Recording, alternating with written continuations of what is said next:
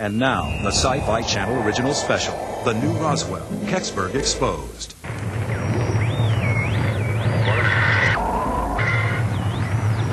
is John Murphy, WHJB News. The control tower at the Greater Pittsburgh Airport definitely confirmed the fact that there was an object in the sky 13 minutes before 5. December 9, 1965. Fiery object blazes a path from Canada down through Ohio and Pennsylvania and lands in the foothills of the Allegheny Mountains. I think whatever it was that landed in Kecksburg was something from a different planet.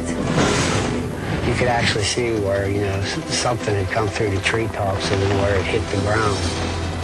I heard a scream that came from the wooded area. I never wanted to hear a scream like that again.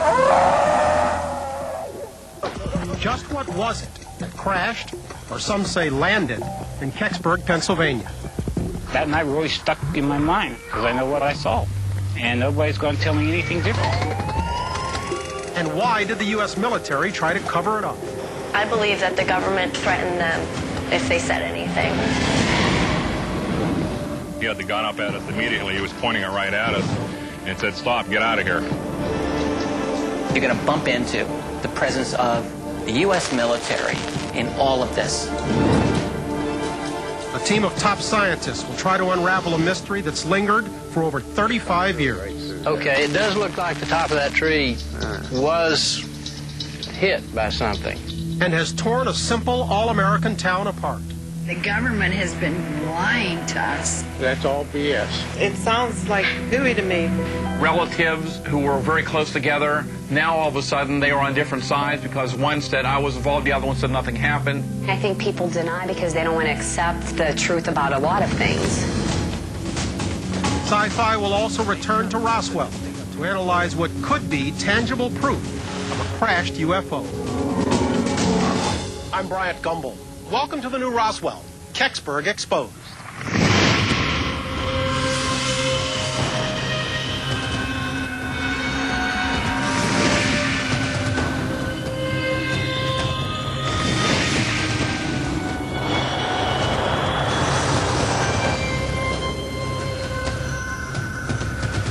Roswell has been called the granddaddy of all UFO cases, and for good reason.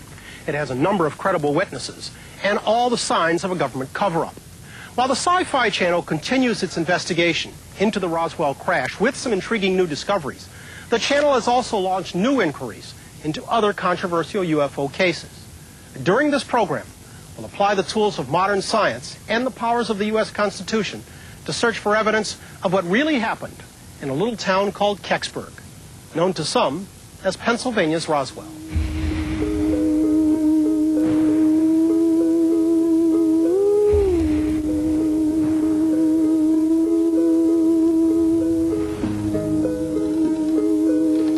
December 9, 1965.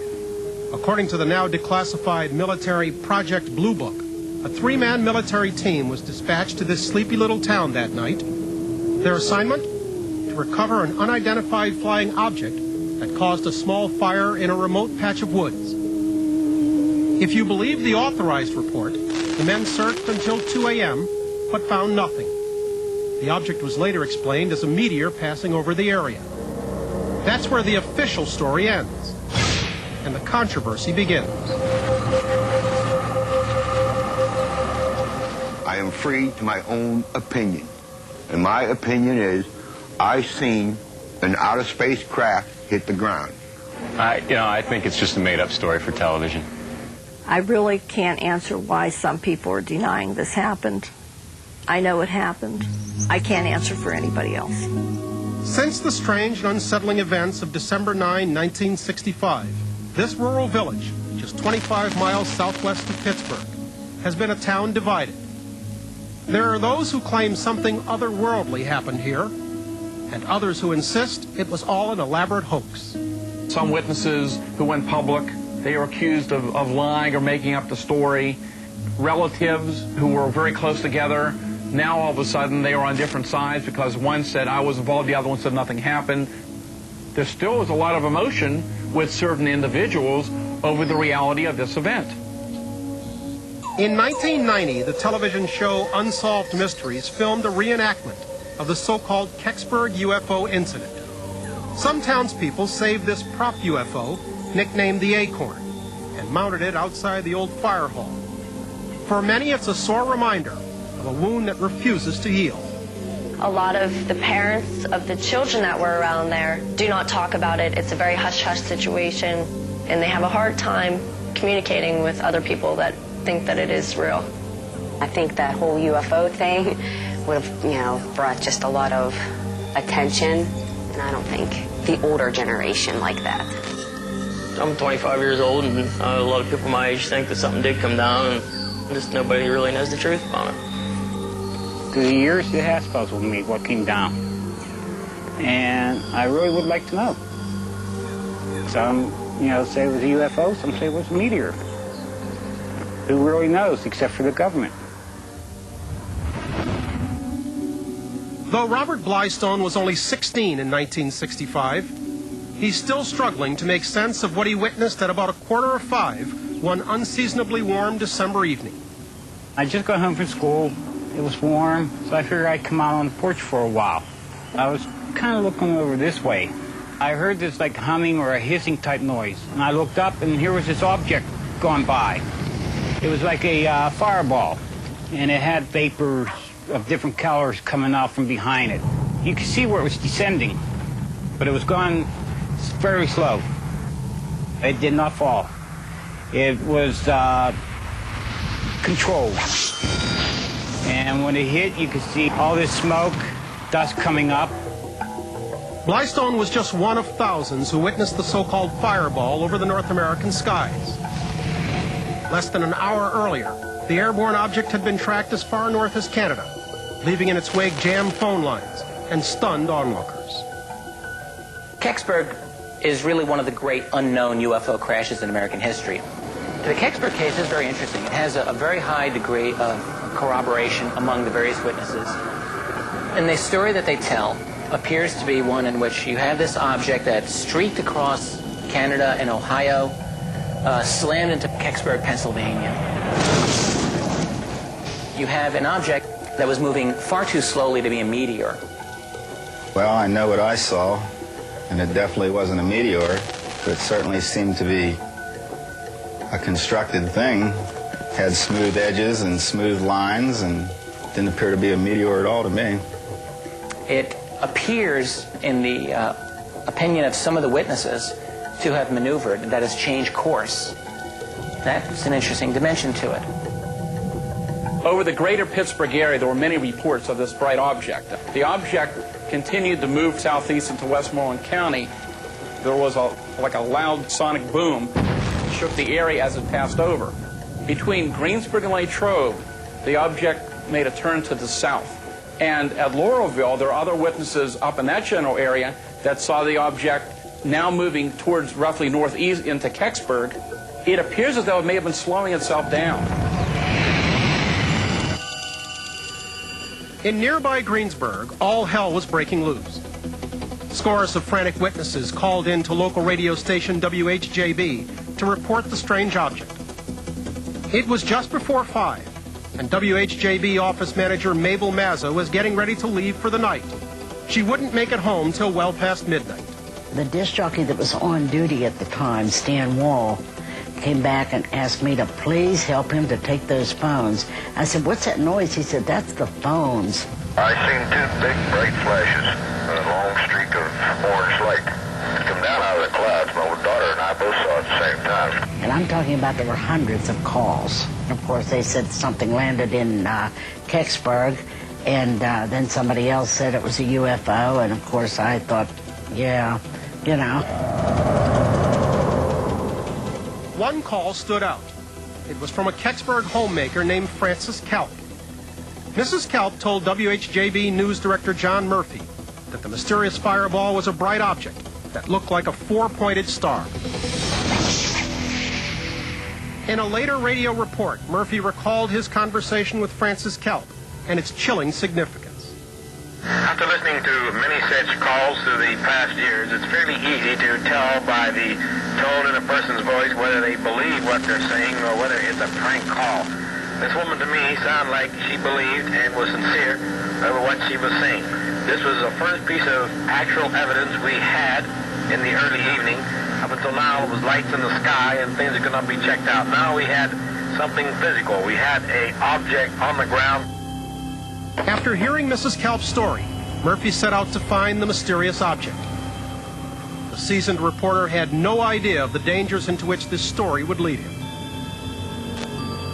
5 miles away, in Kecksburg, the state police had already arrived, along with a few local volunteer fire departments. They had their hands full, trying to control the growing crowd of curious onlookers lining the country lanes.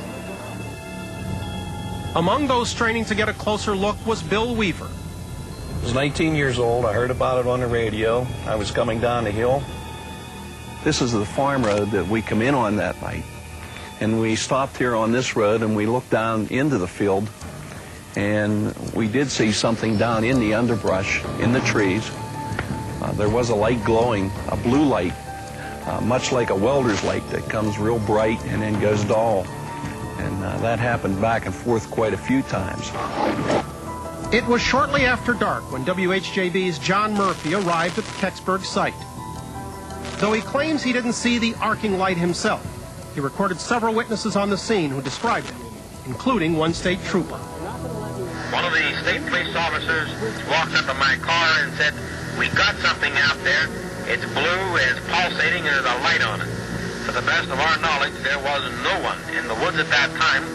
Several people, including Adam Lynch from Channel 11 television, said he saw a light. But despite dozens of concurrent witness reports, some Kecksburg residents bitterly contend that the light had a simple explanation. There were a few people down in the woods looking around because it was nighttime, see. Every once in a while, somebody would see a flashlight and they'd say, "See there? There's something blinking down there." We found out later that it was a young fellow that had a strobe camera, as they called it. And he flashed it 3 times. And that's where they got the blue light. And that ended that. Ed Myers was the chief of the volunteer fire squad at the time of the incident. That was me, I guess. They claim that come down. It's supposed to be like an eighthorn. Well, it's supposed to score the ground, they said. There was no ground disturbed back there. Did you see any ground? No ground disturbed.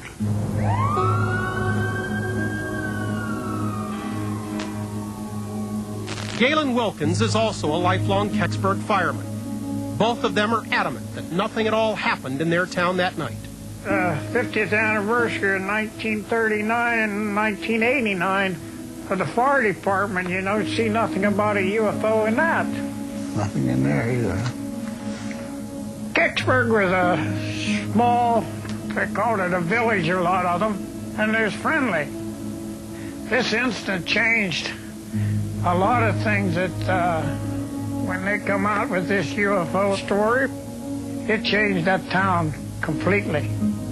Pretty bad that it's broken and divided some of the people that have been neighbors here all their lives. I cannot believe that they would lie to me on this. You know, I just can't believe they would. Well, I'm not going to call them liars, but I think that people just say stuff to get on TV.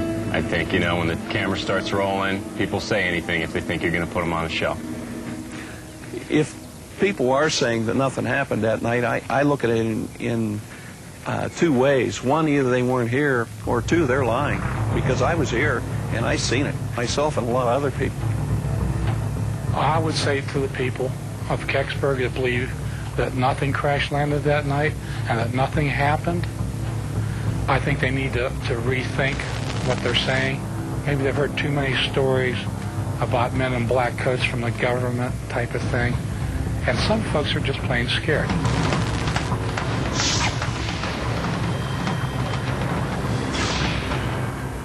Those who knew newsman John Murphy claim he wasn't scared by much of anything. That was before he got involved in the Kecksburg incident. These rare audio recordings are the actual tapes he made on the scene that night. This is the first time they've ever been nationally broadcast. When I got to the top of the hill where they pointed out to me, said that was the description the woman gave of where she saw the object. There was no smoke there at that time. What did it look like? It looked like a star on fire. A star on fire. Can you point out what part of the wood you saw? Right down there. Sensing he was onto something, Murphy called the station to give office manager Mabel Mazza an update. And he called me on the CB radio. He said, "We got a big one, kid." But Mabel received another call that night, one that would prove even more significant. It was about an hour into the phone calls. Then people called me on the phone and said that they were from the military. They wanted directions to where this thing had landed in Kecksburg.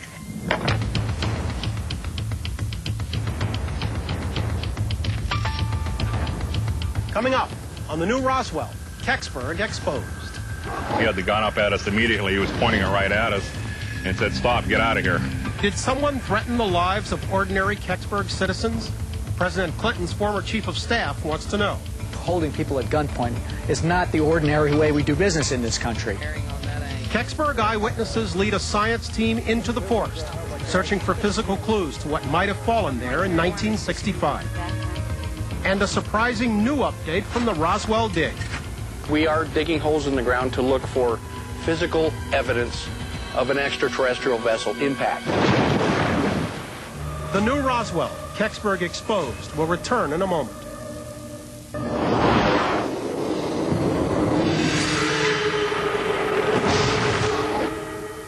Many seasons have passed since a mysterious object came down in the black and tangled Pennsylvania woods, leaving unanswered questions that have torn the quiet town of Kecksburg apart. Dr. Stephen Kite, a geoarchaeologist from the University of West Virginia, and geology graduate students Mitzi Schramke and Chris Haney arrive in Kecksburg to begin a Sci-Fi Channel-sponsored investigation. They'll employ the tools of modern science to search for answers to this mystery. I was excited about the opportunity to do the geoarchaeology of the site because it is so unusual. Certain sets of evidence would be expected if there was a large object that impacted here. The location of the site is based on eyewitness testimony. One more step. Jim Romansky was a young volunteer fireman from a nearby town at the time of the incident. In the late 80s, he visited the site with UFO researcher Stan Gordon. And he walked around that area for quite a while, and then he said, "You know what, guys, I think we're right on the spot." A year later, we received a tip that there was another witness in the area that may have seen the object who had never reported it to us. And that was Bill Bullybush. Today, 77-year-old Bullybush must again try and locate the spot where he saw the mysterious object so many years ago. The landscape has changed significantly since he was last here. This is it, George. Here's the tree that I stood back of. And I stood here and I happened to look up there, and there it was. It embedded right into the ground about a foot and a half. Bullybush's description of the object supports the theory that it was probably not a meteorite. I was working on a 64 Corvair at home. I happened to see this red ball of fire going across.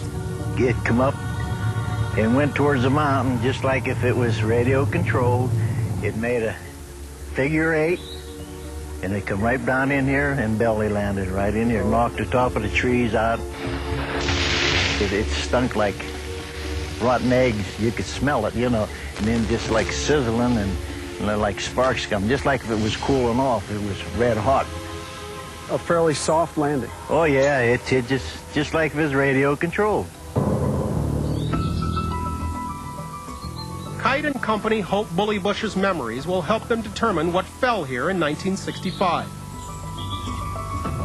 They'll scan the area for metallic debris and unusual radiation levels.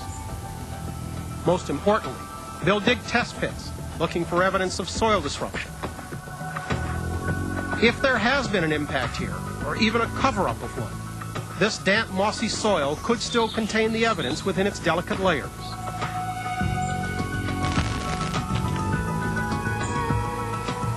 Farmer George Kovachina is one of the landowners at the site where Kite and his team of scientists will be working. But But he doesn't believe anything fell in his woods on the night of December 9, 1965. I didn't see anything fall, nothing on that sort. They said it probably was a meteor that passed over. There's no love lost between Bully Bush and Kovacina. They typify the two faces of the Kecksburg townspeople, those who believe something strange happened here and those who don't. If Kite's dig proves successful, it will be the first step in mending a rift that's lasted more than a quarter of a century. Consulting with Kite in that unique quest is none other than Dr. Bill Dolman of the University of New Mexico. Dolman oversaw last year's Sci-Fi Channel-sponsored dig at the Roswell debris field. Bill Dolman and I talked by phone, and he gave me some pointers on what he did at his excavation or his work. Dolman's 2002 excavation at Roswell ushered in a new era in the study of UFOs. The use of science to solve mysteries that were once thought to be science fiction. The exciting part about this was that I went and I looked at this and I said, wow, we've got a stratigraphic anomaly right where there should be one. What we have done is find some things that are suggestive, taken soil samples that could be looked at microscopically for some kind of debris evidence. Today, Dolman returns to the Wells Fargo vault in Roswell to recover those precious soil samples and bags of hamuos, historic materials of uncertain origin, for further study. He will put the soil samples to the test in an Albuquerque lab to determine if they really could be remnants of an extraterrestrial crash. The story goes that the military picked up all the debris, but everybody knows that there's always more little debris than there's big. The goal of these analyses was essentially to see if there's any microscopic material left over from whatever impacted there. Can modern science unlock the secrets of UFO mysteries, or what some claim to be UFO myths? Later tonight, on the new Roswell, Kecksburg Exposed. We head out to Kecksburg to try and mend some very battered fences.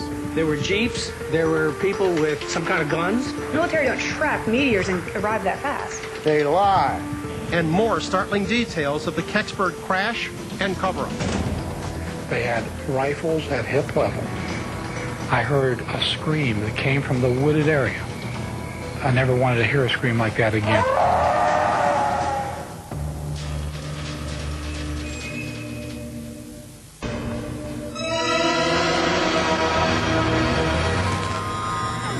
December 9, 1965, Kecksburg, Pennsylvania. By 8 p.m., a bona fide mob had gathered, both on the small farm road called Hillen's Lane and on the opposite road, known as Meteor Road, since that very night. Many onlookers were out-of-towners, attracted to the area by sensational radio and television reports, like this never-before-aired recording of KDKA Radio's live call-in show, originally broadcast right as the UFO drama was unfolding. This is Mike Levine at KDKA in Pittsburgh. I'm getting bulletins here about a minute. KDKA News is checking with the Pentagon, out in the open that the possibility of an Army missile might have plunged into the woods over in Westmoreland County. Maybe not. But we've got a lot of speculation going on, and people are really demanding some explanations, and the government doesn't come up with them. Perhaps the first reporter on the scene was the news director from another radio station, John Murphy of WHJB Greensburg. Frustrated by all the secrecy, Murphy began to pressure local state troopers for some answers. I asked him, did you find anything down there? He looked puzzled for a second and said, I'm not sure. Then I said, well, let me ask my question a different way. After you make your report to the captain, do you think you or the captain perhaps may have something to tell me? Though Murphy had covered hard news for decades, he wasn't prepared for the state troopers' response. He said, you better get your information from the Army. This was the first time anyone had made any mention of the military. To refer me to the Army led me to believe that perhaps there was something in the woods at that time that showed some significance of military value. Bob Gaddy, a cub reporter for the Greensburg Tribune-Review, was also on the scene. There were a lot of military around. There were state police, and the military had weapons. I got out of my car, and they said, "Where are you going?" I said, I'm going down there. I want to see what's going on." They said, "You can't go down." I said, "Why?" They said, "There's nothing there." And I said, "Well, if there's nothing there, why can't I go down?" Guy said, "You got to get out of here." Years later, when Project Blue Book was declassified, the official report on Kecksburg stated that only 3 military personnel were dispatched to investigate the incident. That report goes on to indicate that a 3-man team had been dispatched from the Oakdale radar site in Pittsburgh, which had been an Air Force unit, and that nothing was found. And that's the only official document. Having researched the Kecksburg incident for over 30 years, Stan Gordon smells a cover-up. He believes there may indeed have been a 3-man team dispatched from the Oakdale radar site, but that they were only the front men for a larger military operation. Eyewitness testimony seems to back him up in this. A lot of these people say, "Look, I was there. We saw the military." Some people say they saw Army and Air Force personnel. Others claim they saw NASA personnel on the scene that night. Still, some respected Kecksburg citizens stand by the government story, that there were no military at all in the rural village that December night. I never seen military people out here. The military saying they weren't there, I find that hard to believe when a small community of a couple hundred people say they were there. And I would believe the community over the other stories any day. There's no military trucks in that area at that time, no. No military jeeps, no none. No way, no way.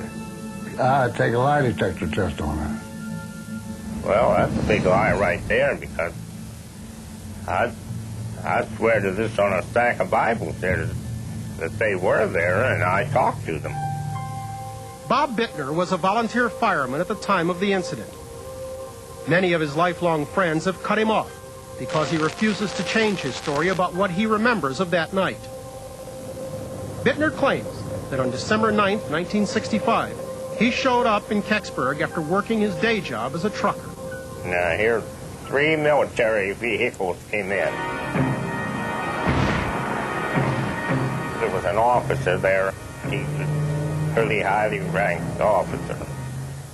I asked him if we could go down in there with him, and they said, "Nobody goes down in there with us."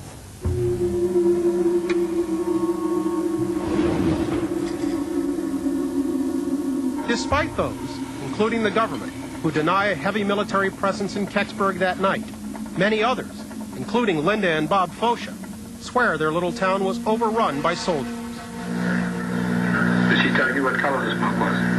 He said it was white. My husband was watching the TV and also the radio, and they had reports of an object falling. And then we noticed there was an awful lot of traffic on our road outside of our home that leads to Kecksburg. There was a lot of police cars, ambulance, fire trucks. Then after a while we saw a lot of military coming through. The Foshas were stunned to see the military arrive in Kecksburg so soon after news of the crash. I would say the nearest regular Army or Air Force base is about 50 miles away. So I'm assuming that they either came from the Pittsburgh area or flew into the Pittsburgh airport where they had an Air Force base and then drove out from there. Or else they were tracking it and they were following it.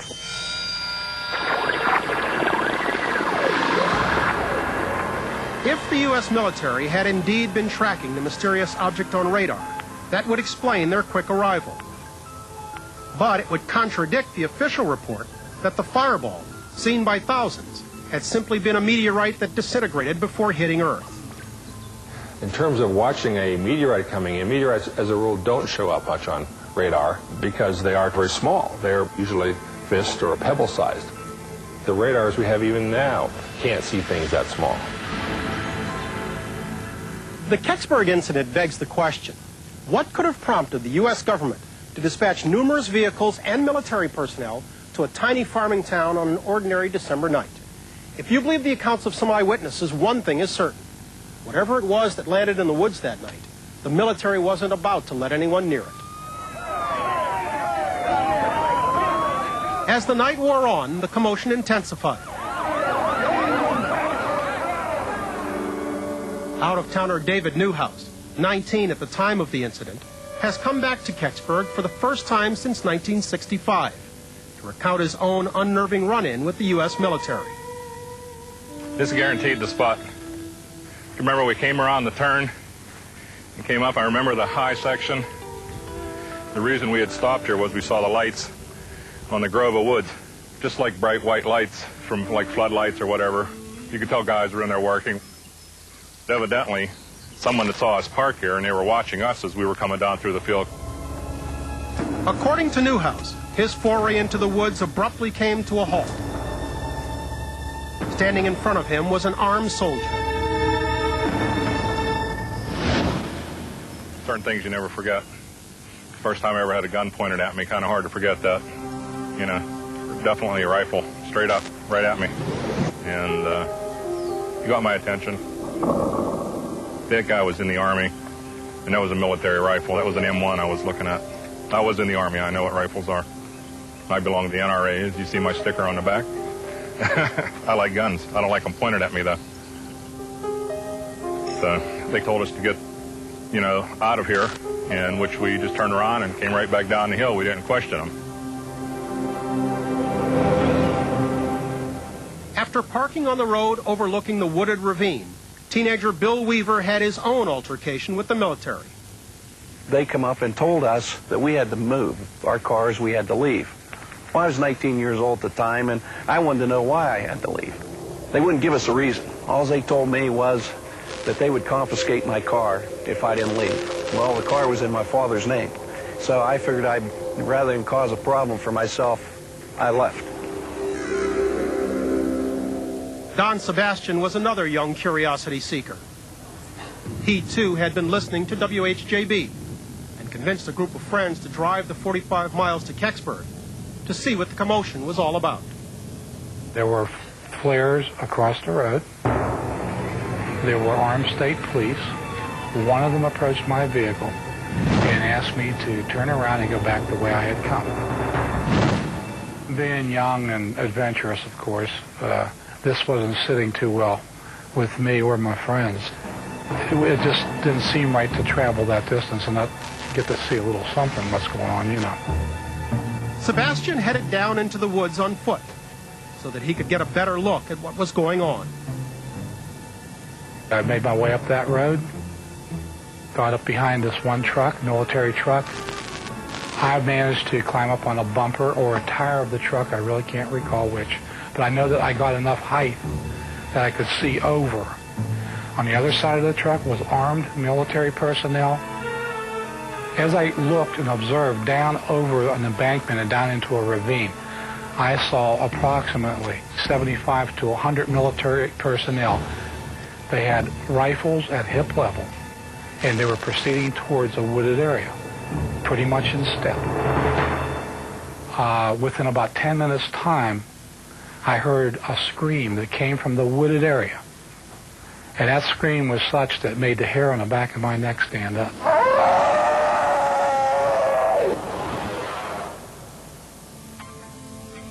I never wanted to hear a scream like that again. Seconds later, Sebastian says he heard a second hair-raising scream.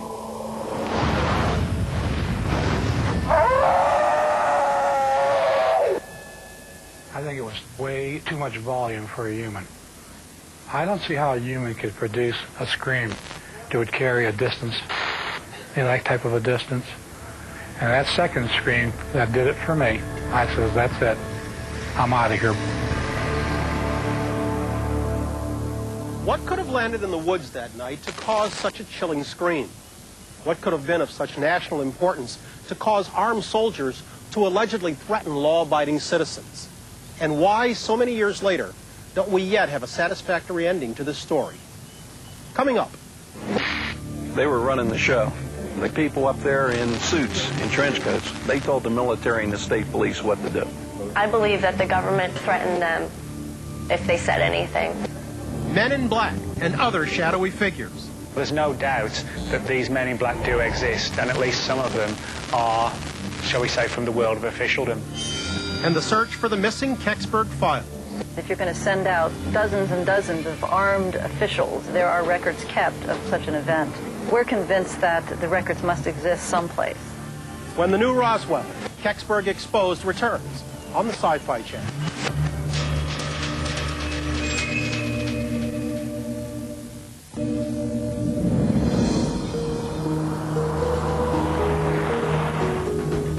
In the summer of 2002, the Sci-Fi Channel sponsored an historic dig at the reputed site of the Roswell UFO crash.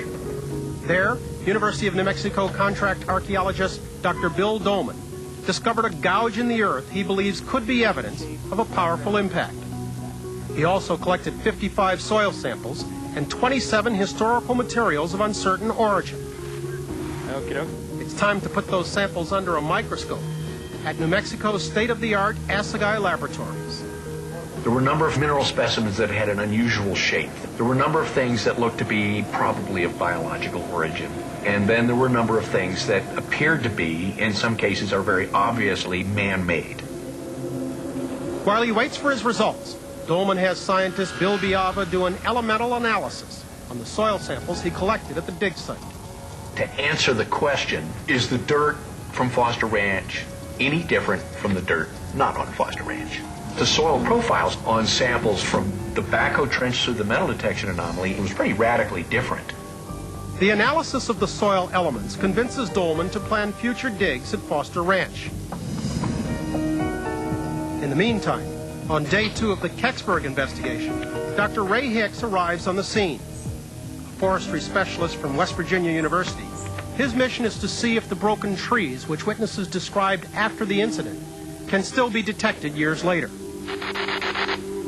Hicks is aided by a set of rare photographs taken by researcher Stan Gordon in the early 80s, showing what appears to be tree damage. Certainly you can see that something directional happened here. These trees are all pushed in a certain direction. Right here where we are, I'm having real difficulty matching up the trees that are falling with anything that I see here. Dr. Hicks is faced with the impractical puzzle of identifying trees that were broken over 35 years ago from photos taken nearly 20 years ago. You see? All right, as we're standing here right now, you see that tree right back there? It's a black cherry, actually. This tree right here is that dead one.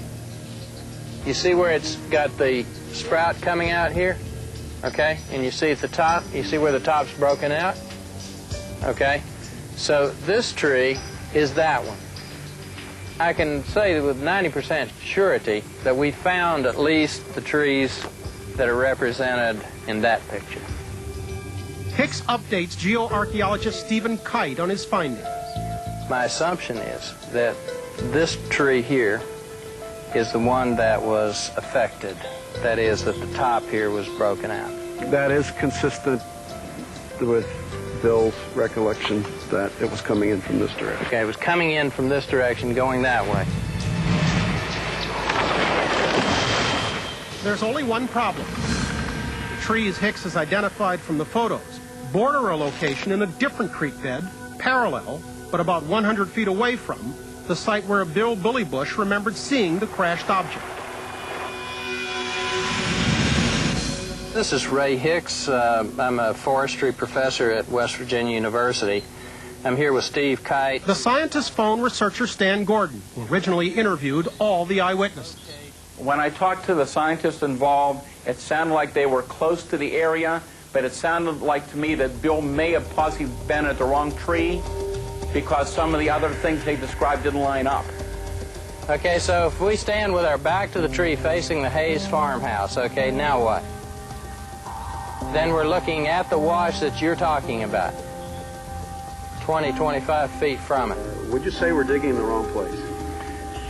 It appears that the spot indicated would be not in the same place where you're digging. 2 creek beds, just yards apart. Fading memories over 35 years old.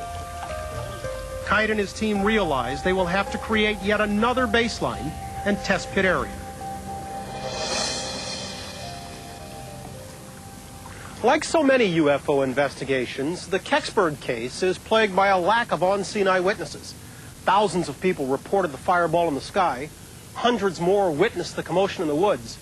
But only a handful claim to have actually seen the object itself. In 1965, James Romanski was an 18-year-old volunteer fireman in Lloydsville, 11 miles from Kecksburg.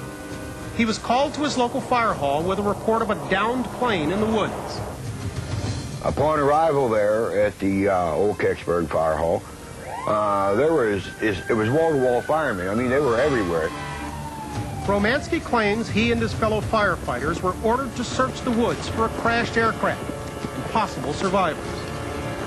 It was cold, and it was damp, and it was wet. We're going through the fields and the woods and everything with flashlights and that spread out 20, 30 yards apart. Romanski and his companions approached a ravine near George Kovachina's farm. The same ravine described by eyewitness Bill Bullybush. Much to the surprise of everybody, we didn't discover a conventional aircraft as we know it.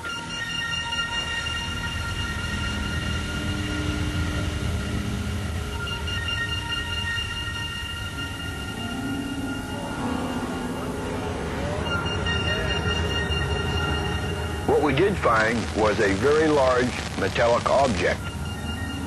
There was no signs of windows, portholes, doors. There was no signs of wings.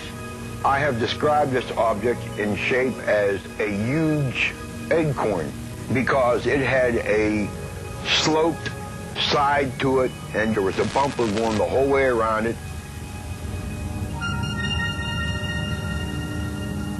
Bill Bullybush, who fled the woods when he heard the firemen approaching, independently described a nearly identical object. I could see it pretty good. There was no welding, no windows, no nothing on it. And then on the back was a ring, and it had like Egyptian writing on it, and I couldn't figure out what it was. We might have been there at least 15 minutes. Down through the woods comes two gentlemen, very tall, very stately, overcoats on,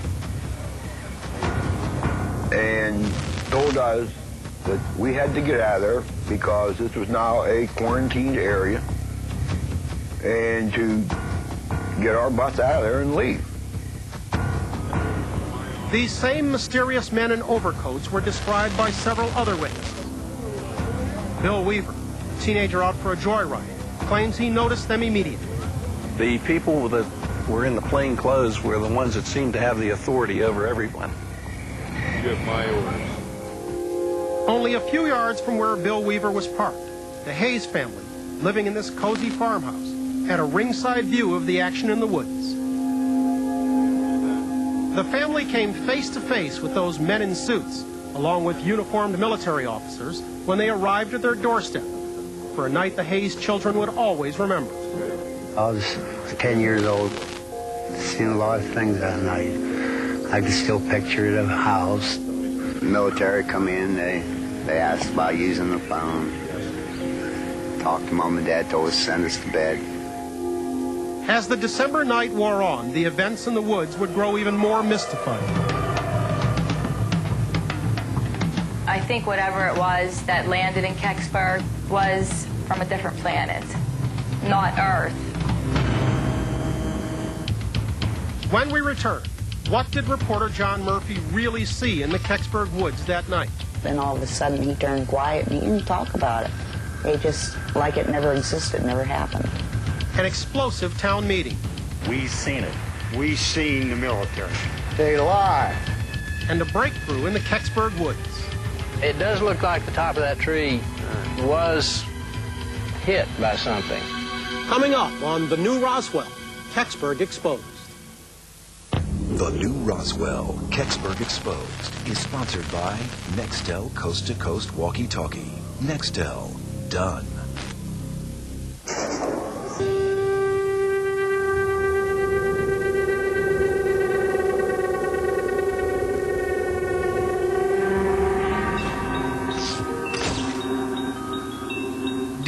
military object really crash, or as some say, land in these woods back in 1965?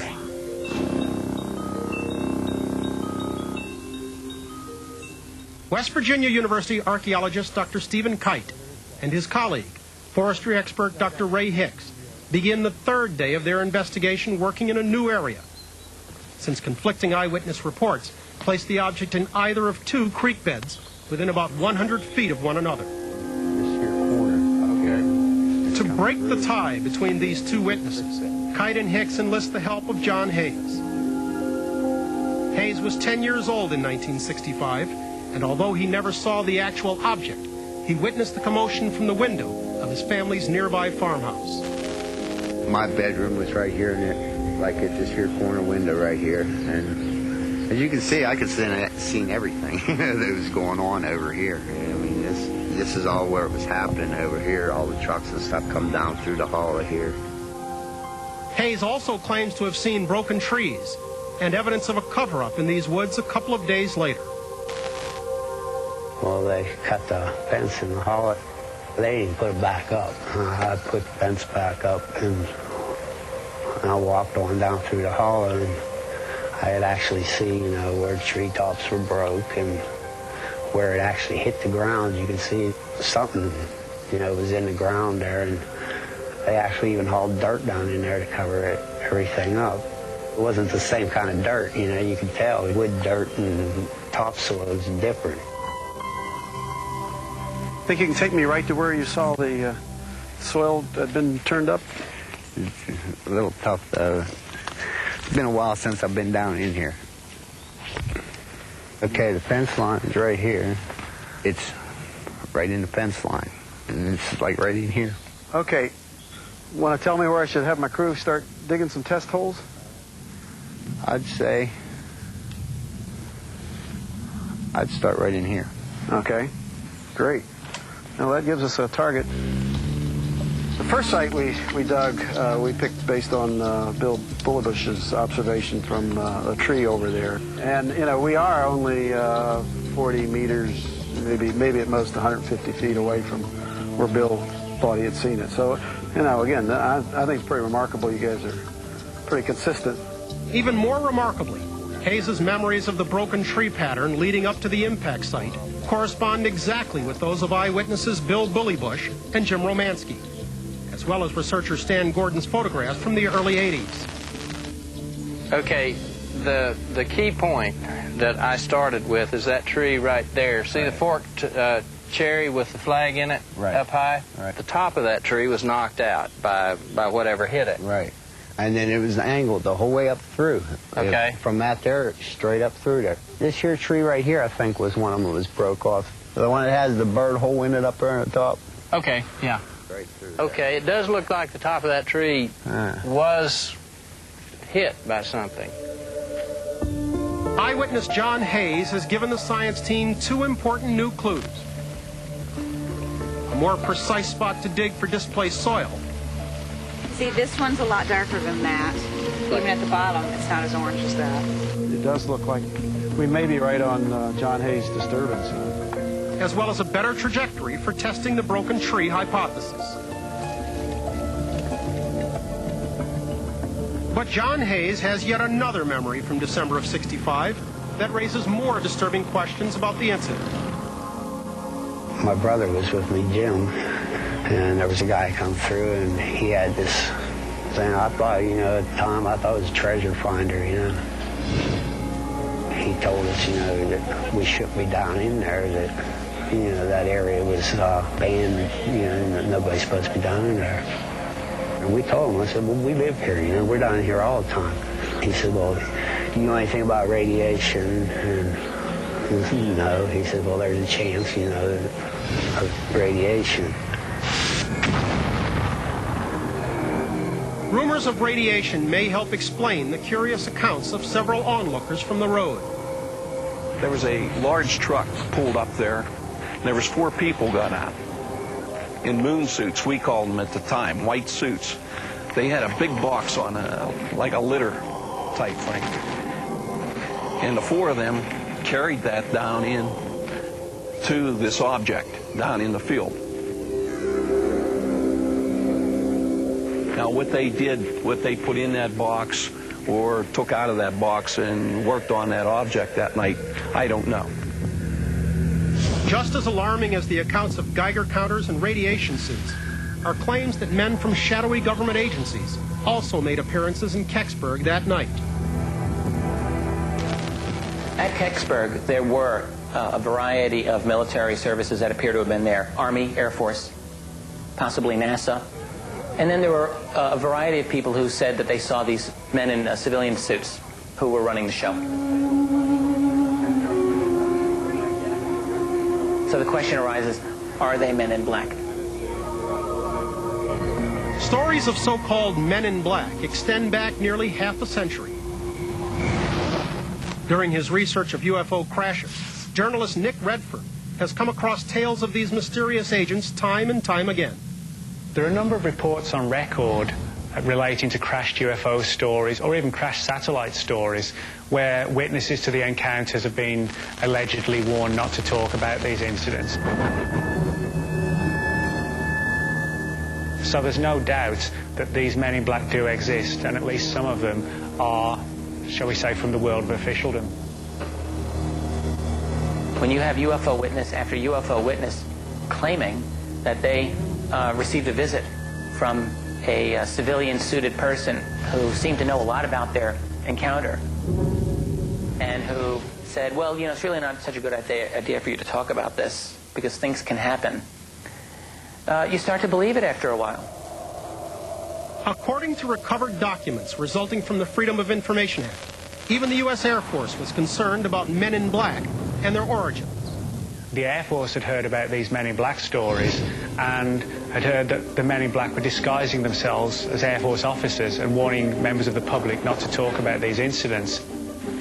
Get me the 1st, 2nd, and 3rd divisions on a conference call. And quite a lengthy memo on the men in black was circulated throughout the US Air Force saying, you know, if you ever hear these stories, if you know anyone who comes across these men in black, let us know immediately. We need to find out who these people are, who they work for, and what they're doing. Whether any men in black were actually involved in the Kecksburg crash remains to be seen. But the evidence does point to other covert agencies operating at the scene. Project Moondust and Project Blue Fly.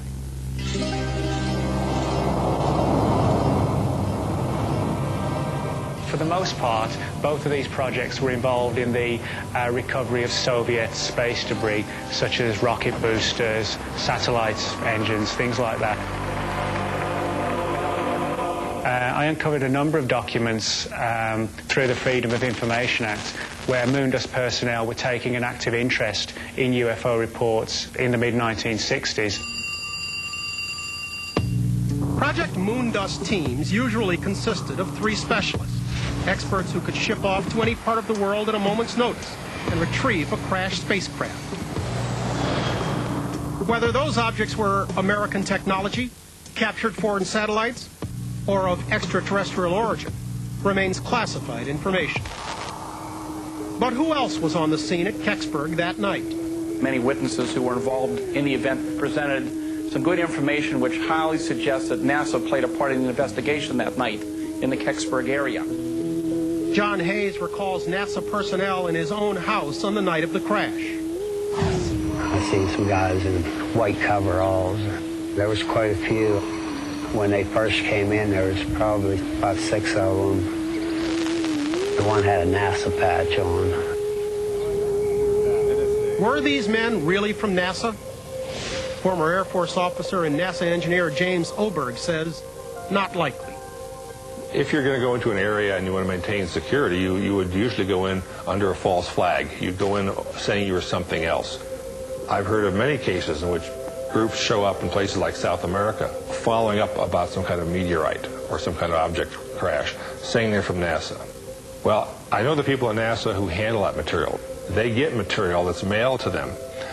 They get phone calls, but they don't go out searching for things. That's not something they do or have ever done. So people saying they're from NASA and flashing a badge that says NASA on it is no evidence that they are in fact from NASA, and in fact it's probably evidence they're not from NASA. Regardless of their affiliation, these men were intent on doing one thing: removing the mysterious object from the Kecksburg woods as quickly and efficiently as possible. You know, it looked like it was practiced, like a practice maneuver. It's exactly. When we return to the new Roswell, Kecksburg Exposed, the Coalition for the Freedom of Information puts an undercover investigator on the Kecksburg case. In my experience, the government can fashion any story that they want, and usually it's the story that best suits them. The search for the missing Kecksburg records goes all the way to Capitol Hill and gains the support of one of the most influential men in America. The records of the investigation should be released. 25 years of holding them secret was long enough. And more updates on the Roswell crash investigation. If it was a UFO, if it was an extraterrestrial craft capable of space travel, it probably was made of materials that we can't even begin to imagine. The new Roswell, Kecksburg Exposed, will return in a moment.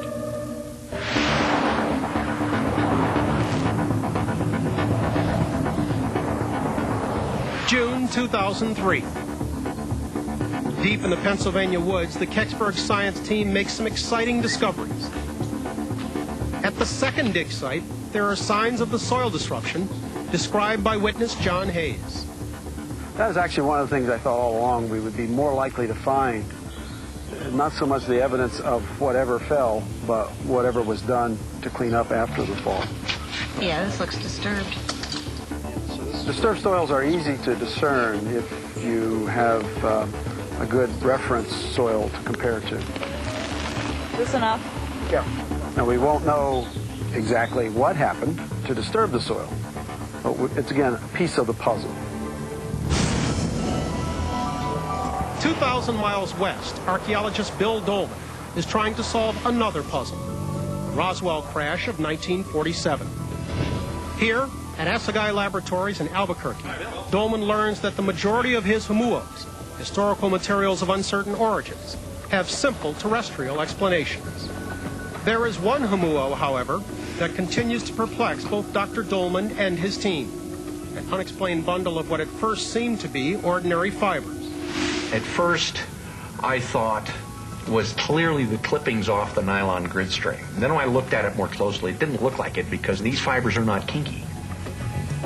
Though Dolman ventures no opinions until further laboratory analysis, Dr. Dave Rudiak, the man who deciphered the Ramey memo, what he calls the smoking gun of last year's sci-fi Roswell investigation, has some thoughts of his own about how fibers might relate to the so-called memory metal described by so many Roswell witnesses. A lot of people spoke of it being porous, like a fabric. You could crush it up and it would return to its original shape. In 1947, there was nothing like that. Now we know that it might be possible to build a material just like that. This Scientific American article, for example, is discussing a material called carbon nanotubules. This was discovered for the first time in about 1991. These superfine tubules are entwined into fibers. When technology perfects them, they will be stronger than steel, lighter than aluminum, resistant to extreme heat, and totally resilient. Sound impossible? Both NASA and the military are hard at work on these miracle fibers today. It would make a wonderful skin for a spaceship. This is more than coincidence. If it was a UFO, if it was an extraterrestrial craft capable of space travel, probably was made of materials that we can't even begin to imagine. And so that would be the next direction that I would go. I would say, okay, we can't figure out what the hell this thing is. Let's go talk to some material scientists and see what they think about it.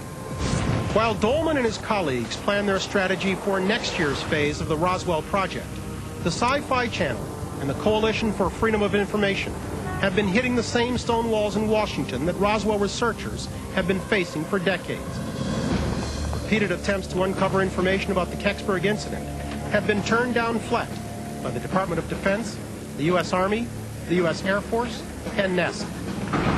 If you're going to send out dozens and dozens of armed officials, there are records kept of such an event. So we're convinced that the records must exist someplace. Undaunted, investigative reporter Leslie Kane has taken to the National Archives in the quest for the missing Kecksburg files. As far as I'm aware, this effort is unprecedented.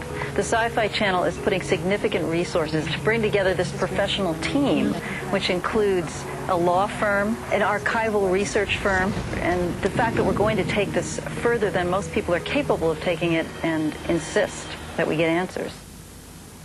Another member of the team is an undercover private investigator formerly employed by the government, who's been working to uncover the identities of the mysterious military men allegedly on the scene at Kecksburg that night. When I was in the government, I found them fairly adept at hiding information that they didn't want to disclose. If the government did want to hide the current whereabouts of some of these people, it would be fairly simple for them to do it. If the government doesn't give up its files, Kane and the Sci-Fi Channel have enlisted the help of D.C.-based attorney Lee Helfrich to force the records to open using the legal system. There is just no dispute that whatever you call it, the UFO phenomenon was an event, or is an event, that happens periodically and regularly in this country. And how the government reacted to that event is useful information because it will help explain why the government reacts to other kinds of similar events. It may not have been an alien spacecraft. It could have been a Soviet spy satellite. It could have been one of our own space experiments. It could have been any one of those things. At this point, 40 years later, we deserve to know what it is. The coalition has gained another powerful ally in its search for the truth. President Clinton's former chief of staff, John Podesta. It's time to find out what the truth really is that's out there. Well, I've spent a career trying to defend the public's right to know. The records of the Kecksburg investigation should be released. 25 years of holding them secret was long enough. Certainly having the military descend on a United States town, holding people at gunpoint, is not the ordinary way we do business in this country. People should have an explanation about what triggered that sort of military response so that people can judge for themselves whether it was appropriate. I believe that the government has the responsibility to tell everyone about Kecksburg, tell the truth about it. I think that everyone should know what went on and what crashed. We went long enough without the answer, and I think that if the government has it, they should give it to us. Volunteer fireman Bob Bittner is one Kecksburg resident who just wants some peace. Bittner swears on that December night he watched military trucks descend into the ravine sometime around midnight.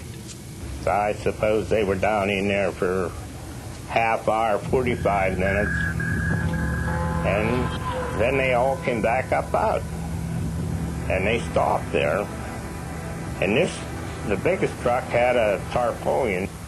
You couldn't see in it. John Hayes, then 10 years old, remembers watching the same truck from his bedroom window. There was a flatbed. It went down in empty. There was nothing on it when it went down in. But it was definitely something on when it come back out. He wasn't wasting no time when it come back out. I mean, if you'd been standing in front of it, it'd probably run you over. Hayes wasn't the last eyewitness to see the Army trucks leave Kecksburg. Jerry Betters owned a farm in the area. The Pittsburgh jazz musician convinced some friends to drive out in hopes of seeing a UFO. Betters wasn't disappointed. Out of these woods came this flatbed truck, Army truck. On the back of this thing was this object, acorn type shape. Maybe it was a little bigger than the Volkswagen. Suddenly, Betters and his friends found themselves on the business ends of several soldiers' guns. This officer came down and he shouted at these soldiers. He says, "Get these people out of here." They did. They cocked their guns on us. Betters and friends were ordered to leave, not before catching a glimpse of what was under the tarp. What he still believes was a spacecraft from another world. I could see what it was shaped like, and I could see this hieroglyphic stuff all on the back. And that's when they chased us out. There's two things I can remember very clearly. I can remember when John F. Kennedy was killed, exactly what I was doing, and I can remember this night exactly, you know.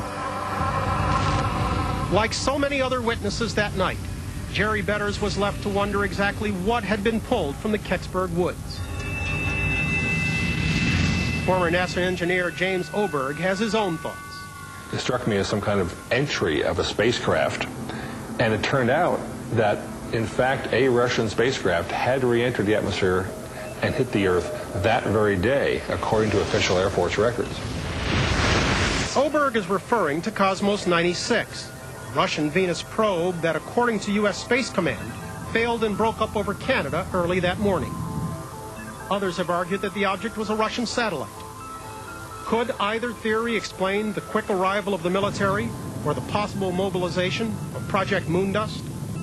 If a satellite is getting lower and lower in its orbit and about to re-enter, trackers for the U.S. Space Command would be watching it for days in advance, especially because we now know that the U.S. military wanted to acquire pieces of Russian satellites.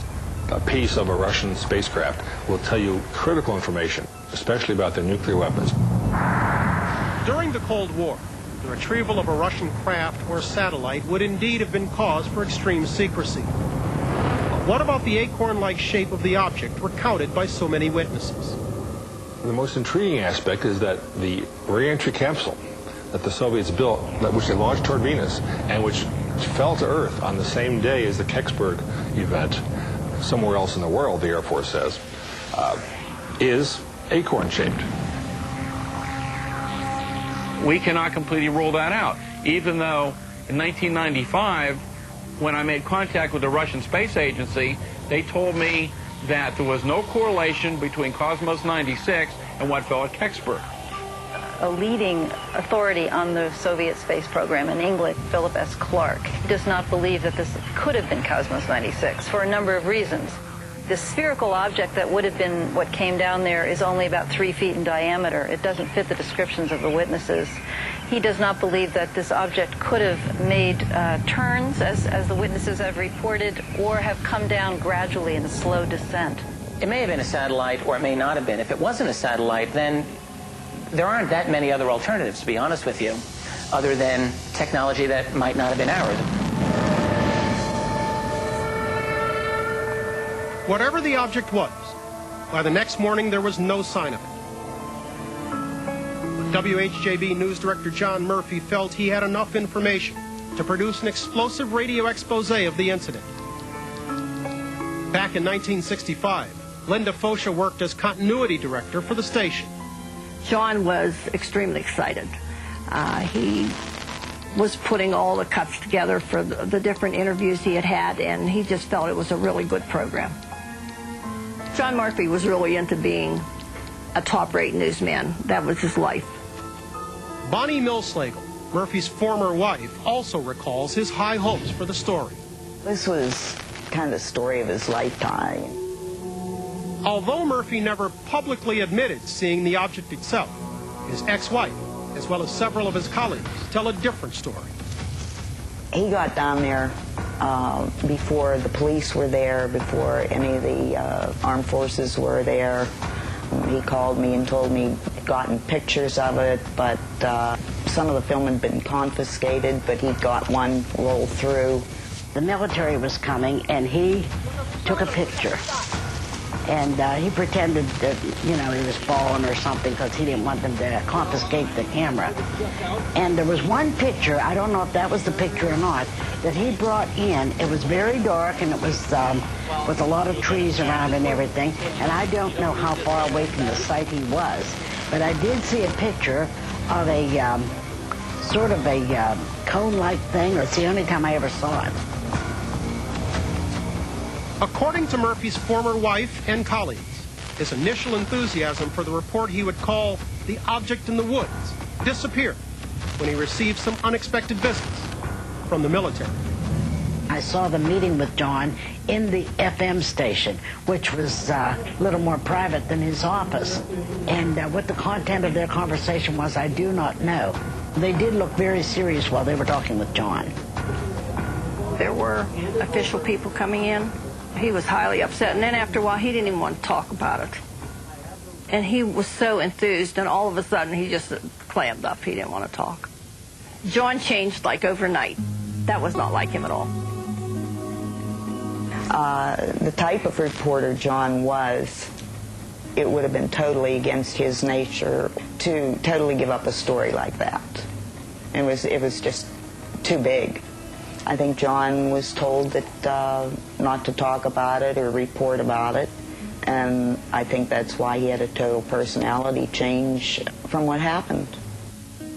1 week after the incident, Murphy finally aired a radically censored version of his original report after interviewees began backing out.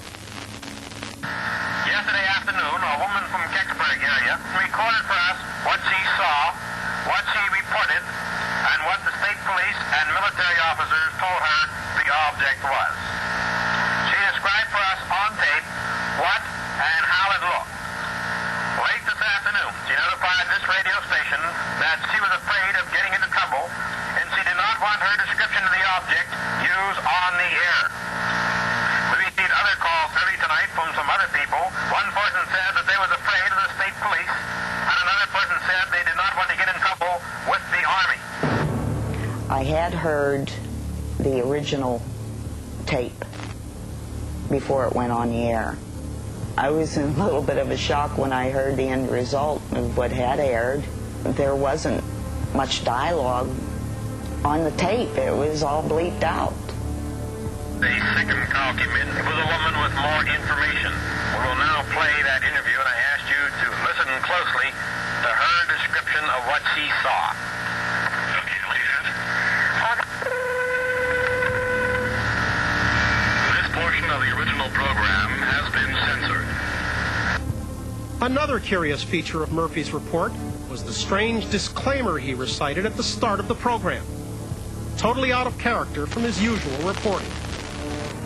This station has not been contacted by any official agency of the state, federal, or local government. We have received very good cooperation with the state police and with the military, and we were able to receive all the information we wanted this past week. We have not had any political or otherwise influence put on us concerning this program whatsoever. I think John was trying to protect himself because he knew with the military there and everything that there was going to be problems. Coming up, was John Murphy the man who knew too much about the Kecksburg incident? If someone did away with John, there would be only one reason for it to have happened. A heated town meeting in the Kecksburg firehouse attracts some witnesses who've never before come forward with their stories. An Army Jeep pulled up and said, hey, we're having a lot of problem with people coming up into the area. If anybody should ask for directions, could you give them the wrong directions? It'd be great. Wrong directions. Wrong directions. And a scientific smoking gun in the Kecksburg forest. Something happened in 1965, something that was very abrupt that reduced the growth of the tree. When the new Roswell, Kecksburg Exposed, returns on the Sci-Fi Channel.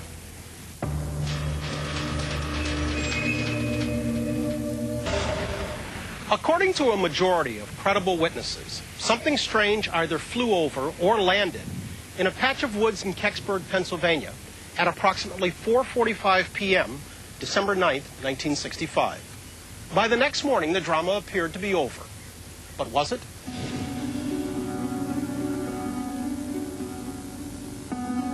Well, the official explanation was that nothing happened, that there was nothing that landed, and that there was no incident, end of story. In 1965, Bob Gaddy was 22, a cub reporter for the Greensburg Tribune-Review. His night editor ordered him to cover the story of the century, a real UFO crash. Upon arriving in Kecksburg, Gaddy was turned back by military and state police. He was bewildered when the official explanation hit the papers. The reason why I think the story went away, in those days, you believed what you were told by the authorities. Even reporters did. Unlike his senior colleague, John Murphy, news director for WHJB in Greensburg, Gaddy didn't witness any strange activities in the woods that night. They knew I had been contained. Murphy had more sensitive information than I did. According to friends and colleagues, John Murphy's life took a downward turn after the Kecksburg incident. Not long afterward, he was on assignment in California when tragedy struck. Well, he was up in Santa Barbara, and it was around 10 o'clock at night. He wanted to go see the oil slicks. He was crossing the road. It was deemed a hit and run. The driver was never apprehended. I read the police report. There's too many things here that don't jive. What kind of oil slicks are you going to see at 10 o'clock at night? I didn't have any theories, but I knew something was amiss. After Murphy's death, all his notebooks, tape recordings, photography files, and negatives simply disappeared without explanation. A man's life's work mysteriously gone. If someone did away with John in that accident, there would be only one reason for it to have happened, and that's because he saw too much, heard too much. Could there have been sinister forces at work in Kecksburg, making certain eyewitnesses to the events of December 9th kept quiet about what they saw? Some believers are convinced that's the motive behind the blanket denial of other residents. Everybody was scared. Everybody was scared. Somebody said the military got to them first. They probably were told to keep quiet from the government. The government can do anything to anybody. They can threaten you and still get away with it. People can be gotten to, especially people that aren't big city wise. I think gotten to pretty easily and threatened in such a way that they wouldn't talk. They had to be made to lie for some reason, either threatened or maybe they got paid. The government doesn't have a right to cover up anything. I believe that the public and the people today should know what's going on. Why can't someone just tell the truth? So what if it was something from outer space? It's been here 40-some years already. It hasn't hurt anybody. So, tell the truth. Who knows the truth about what really happened at Kecksburg? To try and find out, the Sci-Fi Channel decided to host an old-fashioned town meeting at the Kecksburg Fire Hall, drawing together naysayers, UFO believers, and some new eyewitnesses who have finally decided to go public with their stories. So let me start with Chuck Hilland over here. Chuck, how serious are the divisions in this town over what did and didn't happen? It's been a fairly divisive thing for the community, and I think that's been unfortunate. Your dad owned the land where the event supposedly took. What did your dad tell you? My parents, I must tell you, really tend to believe that nothing very significant happened. Who had direct knowledge? Go ahead, Mr. Steiner. We haven't heard from you before. We seen it. It was low enough that the trees were blocking part of the view of this object. I have no idea what it was. Could have been a meteor? Well, originally that's what I thought it was. Could have been space junk? It could have been, but it was going on a steady pace. Mm-hmm. And it looked like it was a vehicle because it was controlled. It wasn't falling. It was just going on a level course. So are these people making this stuff up? I don't know. All right, Mr. Betters, you're a young man, 65. But you said there were soldiers here.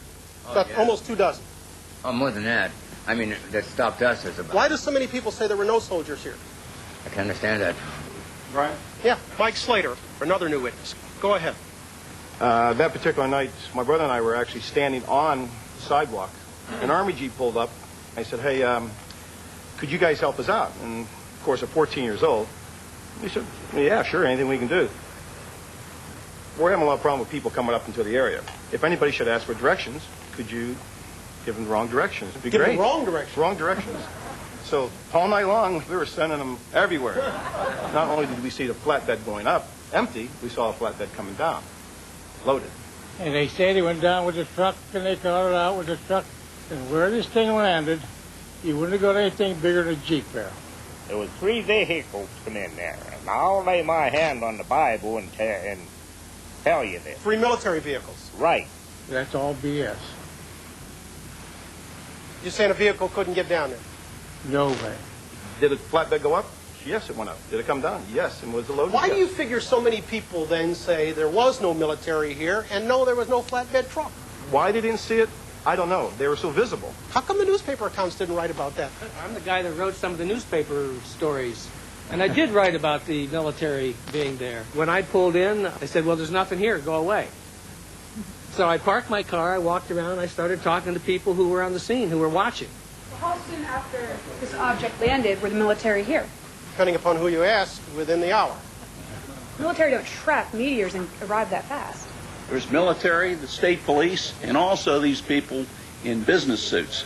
And the people in the suits seem to have the authority and the power over the state police and the military. Who thinks this is all a bunch of hooey? No disrespect intended. It sounds like hooey to me, because it just does. Well, they said the fire department was called out too, and it wasn't. Because you were a volunteer fireman at the time. I was here at the time. I was the only man in the bar at the time. The only man that could answer the phone at the time. There was no call to the fire department that night. Even though they say there was? Even though they say there was. They lie. I remember pulling up in front of the fire hall, and there were a bunch of people here, and they told us to get out of town. We weren't wanted up here. So that was your sole experience with it? No. We never went out of town. We started looking around to find out what was going on. We made it up to the top of the hill, crossed the barbed wire, and there was a military guy arming in his fatigues with a rifle, and stopped us right there. This gentleman doesn't know the lay of the land up there. He doesn't know, and he probably doesn't either. How did they get the trucks in there? Okay, but let's not talk about the trucks. He's saying that he came down here and there were military guys who pointed a gun at him and told him to get lost.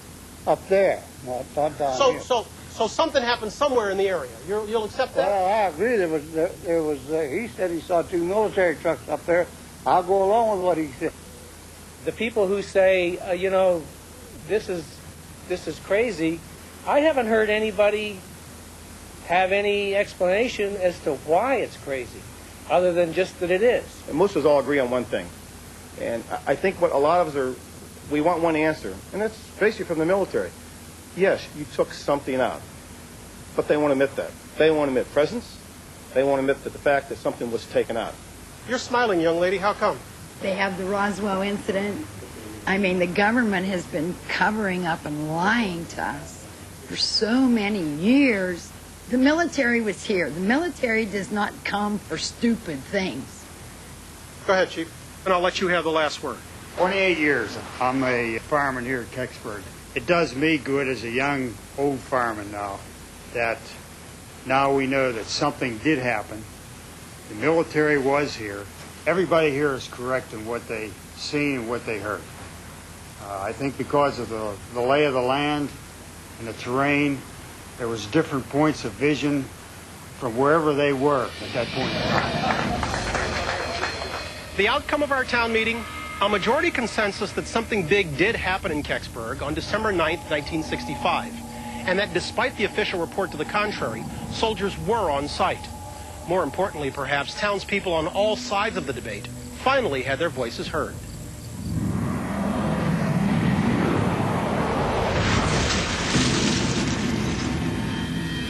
But another key to unlocking what really happened that night may lie deep in the woods, where Dr. Ray Hicks of West Virginia University has spent the last 2 days searching for a pattern of broken trees. I've got some red flagging going into the woods here that indicates the pathway, I suppose, that the object apparently came from was presumably somewhere up through here. If we look up into the top of this tree right here, you can see that it does look like it may have been broken out. Dr. Hicks takes a core sample from a damaged tree pointed out by eyewitness John Hayes. The rings in the core will not only tell him the age of the tree, but also when the damage to it may have occurred. And now what I am seeing here is that right in this zone, beginning right here, in fact, there's a very distinct change in the growth rings.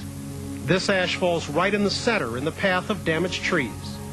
We've counted from the bark of the tree back to this point where we found this dramatic slowdown in growth. And what we found was that there were 38 rings back to that point. That would indicate that whatever happened to slow that tree down happened about 1965. 1965, the same year as the Kecksburg incident, and at the very least, strong circumstantial evidence backing up eyewitness reports that an object did crash through these trees. The damage that Ray identified formed a pattern. It formed a clear trajectory. It is a reasonable trajectory from some of the other observations that were made. And the real nice thing about it, it has a date to it, 1965. And since there is obvious visible damage, that is a smoking gun, so to speak, as to what caused the decrease in growth in that individual tree. When we return, some last words about the Kecksburg mystery. And the Sci-Fi Channel takes on an explosive new investigation into the world's best documented UFO case. I saw what I saw, and I can't take that out of my mind. The new Roswell and Kecksburg have been the focus of just two of the Sci-Fi Channel's declassified investigations into modern UFO mysteries. In the coming months, Sci-Fi will keep you posted with regular updates from both New Mexico and Pennsylvania. And in an upcoming investigation, take you across the Atlantic for an inquiry into the world's only officially recognized UFO encounter. I saw what I saw, and I can't take that out of my mind. December 1980. The airspace of a U.S. military base is invaded by UFOs over several nights. I was thinking at the time, is this a warning? Is this an attempt to communicate? Among the dozens of witnesses, high-ranking Air Force officers. These are military people trained to observe. Once sworn to secrecy, they're now ready to talk. I walked around it. I felt it. A cover-up begins amid claims of brainwashing and intimidation. They said bullets are cheap. But the cover-up can't stop civilians from coming forward to corroborate the sightings. It was gone. It was just incredible, wasn't it? A top-secret memo confirming the events unleashes a firestorm. This was an official United States Air Force document talking about a structured metallic craft. And amazingly, part of the encounter is captured on audio tape. There's no doubt about it. This is weird. Now, for the first time ever, the Sci-Fi Channel brings together eyewitnesses and scientists to investigate the case. And new witnesses go on record for the first time. It was like a pulsating eye. The truth about what happened in Rendlesham Forest. The Rendlesham Forest incident is bigger than Roswell. Could well change what you believe about UFOs. This here is an official U.S. Air Force investigation, and we got put in a world of It's coming this way. It is definitely coming this way.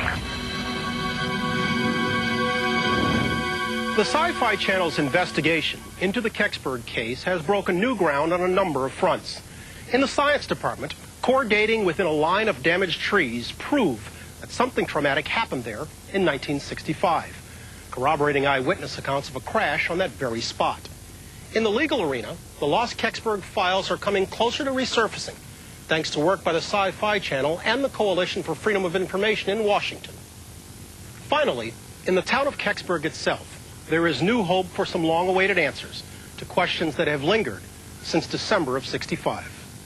I'm Bryant Gumbel. Thank you for joining me.